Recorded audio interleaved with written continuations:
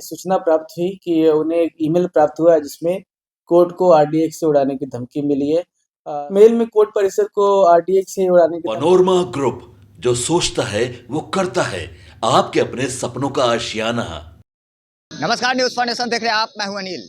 अभी हम खड़े हैं पटना सिविल कोर्ट परिसर के पास, जहां पे बम से उड़ाने की धमकी ये तीसरी बार दी गई है। दरअसल देखा जाए तो लगातार पटना सिविल कोर्ट को कई धमकियां दी गई है, जिसमें बम से उड़ाने, आरडीएक्स जैसे बम से उड़ाने की धमकियां दी जाती है। और वहीं कहीं ना कहीं इस अफवाह के बाद अफरा तफरी का माहौल बन जाता है। पटना सिविल कोर्ट का ये पूरा नज़ारा है, जहां पूरी तरह से सैनिटाइज किया जा रहा है और परिसर को खाली करा लिया गया। हालांकि काम बाधित अगर देखें हम तो यहाँ पे पूरी तरह से काम बाधित हो गया है। लोगों को यहाँ से हटा दिया गया और पूरी तरह से चप्पे चप्पे पर पुलिस की तैनाती कर दी गई है।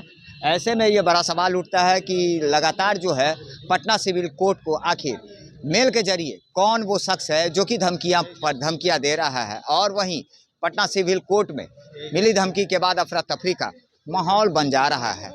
वहीं आप साफ तौर पे नज़ारा देख सकते हैं कि यहाँ पे जो है वो पुलिसकर्मियों की तैनाती कर दी गई है। किसी भी पर्सन को यहाँ अंदर नहीं दाखिल होने दिया जा रहा है, सभी को बाहर कर दिया गया है और चप्पे चप्पे पे तलाशी जो है वो शुरू कर दी है। यहाँ पे स्वान दस्ता और बम स्क्वाड की टीम यहाँ पर पहुँची है। एटीएस अपने स्तर से जांच कर रही है, तो वहीं दूसरी ओर स्वान दस्ता भी अलग अलग तरीके से अपना जाँच करते हुए नज़र आ रही है। और दूसरी तरफ देखा जाए तो यहाँ पर पुलिस बल जो है वो भी किसी भी पर्सन को अंदर जाने से साफ तौर पे मना कर रहे हैं। जी, हमें कोर्ट प्रशासन के द्वारा ये सूचना प्राप्त हुई कि उन्हें एक ईमेल प्राप्त हुआ है जिसमें कोर्ट को आरडीएक्स से उड़ाने की धमकी मिली है।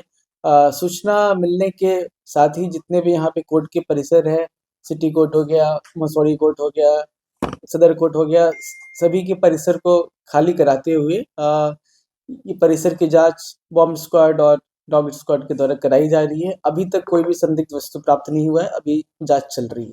मेल में क्या आया? मेल में कोर्ट परिसर को आरडीएक्स से उड़ाने की धमकी थी। एग्जैक्ट उसमें क्लियर नहीं है कि आखिर किस कोर्ट परिसर को उड़ाने की धमकी थी। बाकी इसके बारे में डिटेल में आप कोर्ट एडमिनिस्ट्रेशन से ले लेंगे। परिसर को खंगाला गया, क्या कुछ जानकारी हुआ या क्या कुछ मिला? सभी परिसर की जांच बॉम्ब स्क्वाड और डॉग स्क्वाड के द्वारा कराई जा रही है। फिजिकली भी चेक किया जा रहा है।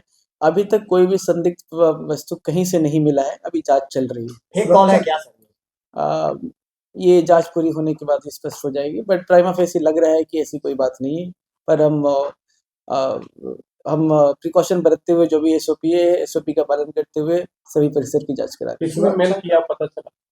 इस बारे में भी एक एफआईआर दर्ज किया गया है।